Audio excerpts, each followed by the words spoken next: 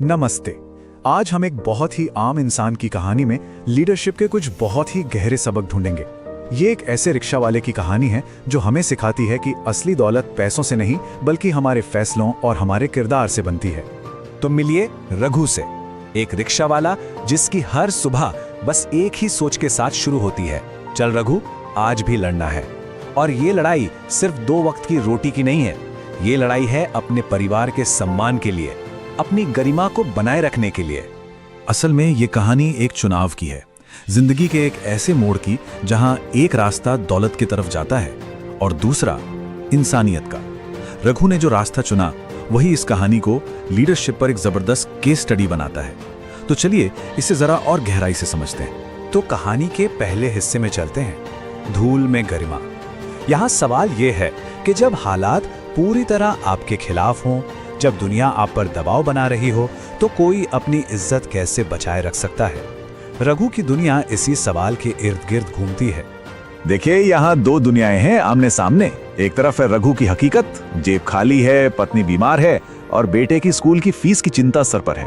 और दूसरी तरफ है साहूकार की दुनिया, जिसे किसी की मेहनत या मजबूरी से कोई फर्क नहीं पड़ता। यहीं से कहानी का असली संघर्ष शुरू होता है। और यहीं रघु की पहली और बहुत कठिन परीक्षा होती है।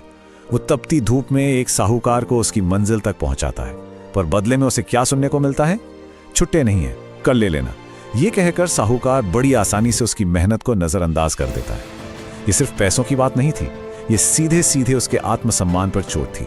और इस बेबसी के पल में रघु के दिल से बस एक ही सवाल निकलता है, हे भगवान, गरीब की मेहनत इतनी सस्ती क्यों? ये सवाल सिर्फ रघु का नहीं है, ये उन करोड़ों लोगों का है जिनकी मेहनत को अक्सर कोई कीमत नहीं दी जाती। तो अब कहानी एक ऐसे मोड़ पर आ पहुंचती है जहां एक पल का फैसला सब कुछ बदलने वाला था। ये थी किरदार की असली परीक्षा। एक सवाल है और ये हम सब के लिए है। जब आपके पास देने को कुछ भी ना हो, जब आप खुद पूरी तरह टूट चुके हों, तब आपके किरदार की, आपके चरित्र की क्या कीमत रह जाती है? रघु अपने काम से इसी सवाल का जवाब देने वाला था। और ठीक उसी वक्त रघु की नजर सड़क पर पड़ी एक बेहोश औरत पर पड़ती है। लोग आ जा रहे हैं, किसी को कोई फर्क नहीं पड़ता, पर रघु जो खुद सबसे ज्यादा परेशान है, वो रुक जाता है। वो एक पल भी नहीं सोचता और मदद करने का फैसला कर लेता है। सोचिए, उस एक पल में रघु सब कुछ भूल गया। अपने बेटे की फीस, अपनी भूख, अपनी सारी परेशानियां। उसके दिमाग में बस एक ही चीज थी, एक अनजान इंसान की जान बचानी है। यही तो सच्ची इंसानियत है। और बाद में डॉक्टर के शब्द इस बात की गवाही देते हैं कि अगर सिर्फ 10 मिनट की भी देर हो जाती तो शायद उस औरत की जान नहीं बचती। मतलब रघु का फैसला जिंदगी और मौत के बीच का फासला था। तो सवाल ये उठता है कि रघु की इस नेकी की, इस दयालुता की कीमत क्या थी? चलिए देखते हैं कैसे उसके एक काम ने कीमत शब्द का मतलब ही बदल दिया। जब इस महिला का पति महेंद्र सेठ, जो कि एक बहुत अमीर व्यापारी था, अस्पताल पहुंचा, तो उसने रघु का शुक्रिया अदा करने के लिए उसे हजारों रुपए इनाम में देने की पेशकश की। वो रघु की नेकी पर एक कीमत का टैग लगाना चाहता था। और यही कहानी का सबसे दमदार, सबसे पावरफुल मोमेंट आता है। रघु ने पैसे लेने से साफ मना कर दिया और उसने जो कहा वो बहुत ही साधारण लेकिन गहरा था। मैंने मदद बेची नहीं है। इन चंद शब्दों में उसकी पूरी शख्सियत की सच्चाई थी। यह महेंद्र सेठ के लिए एक झटके जैसा था। उसे समझ आया कि दौलत का असली तराजू क्या होता है। एक तरफ पैसा, रुतबा, हैसियत है, लेकिन दूसरी तरफ रघु की ईमानदारी, उसकी इंसानियत का जो पड़ला था, वो कहीं ज्यादा भारी था। रघु के पास वो दौलत थी जिसे खरीदा नहीं जा सकता। हाँ, ये सच है कि उस रात रघु का परिवार भूखा सोया था।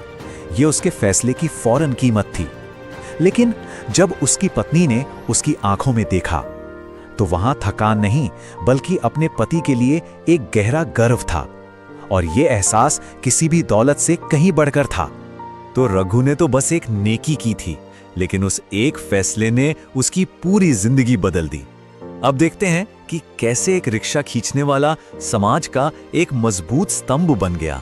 महेंद्र सेठ ने रघु को पैसों से कहीं ज्यादा दिया। उसने रघु को अपने गोदाम का मैनेजर बना दिया, रहने के लिए घर दिया और सबसे बड़ी बात, उसके बच्चों की पढ़ाई की जिम्मेदारी उठा ली। मतलब रघु के बच्चों का पूरा भविष्य सिर्फ उसके पिता के एक अच्छे काम की वजह से संवर गया। जब रघु ने झिझकते हुए कहा कि वो तो पढ़ा लिखा भी नहीं है, तो सेठ का जवाब कमाल का था। उसने कहा, तुम ईमानदार हो और बस वही काफी है। देखिए, सेठ ने डिग्री या अनुभव नहीं बल्कि चरित्र को परखा। और रघु की लीडरशिप की असली परीक्षा तो अब होनी थी। अगले साल जब गांव में भयंकर सूखा पड़ा तो रघु ने किसी का इंतजार नहीं किया। उसने एक सच्चे लीडर की तरह काम किया। सबसे पहले उसने जरूरत को समझा, फिर अपनी बचत का इस्तेमाल किया और फिर उसने एक्शन लिया। लोगों के लिए पानी के टैंकरों और जरूरतमंदों के लिए मदद का इंतजाम किया। ये सिर्फ मदद नहीं थी, ये लीडरशिप थी। तो इस पूरी कहानी से जो सबक मिलते हैं उन्हें हम एक लीडरशिप मॉडल का नाम दे सकते हैं, द रघु लीडरशिप मॉडल। तो क्या है इस मॉडल के सिद्धांत? पहला, असली दौलत पैसा नहीं किरदार होता है। दूसरा, आपकी ईमानदारी ही आपकी सबसे बड़ी ताकत है। तीसरा, लीडरशिप का मतलब है सेवा, खास तौर पर मुश्किल वक्त में। चौथा, आपकी कीमत आपके हालात से नहीं आपके कामों से तय होती है। और आखिर में, इंसानियत पर किया गया इन्वेस्टमेंट सबसे ज्यादा रिटर्न देता है। और रघु की लीडरशिप की सबसे बड़ी कमाई क्या थी? पैसा, घर नहीं। सबसे बड़ी कमाई थी उसके बेटे की ये शब्द। जब चिंटू कहता है कि मैं बड़ा होकर पापा जैसा इंसान बनना चाहता हूं, बस यही असली विरासत है। उसने आने वाली पीढ़ी को प्रेरित किया। तो ये कहानी जाते जाते हम सबके लिए एक सवाल छोड़ जाती है। अपनी जिंदगी में, अपने काम में हम क्या बेच रहे हैं और वो क्या चीज़ है जिसका सौदा हम कभी नहीं करेंगे?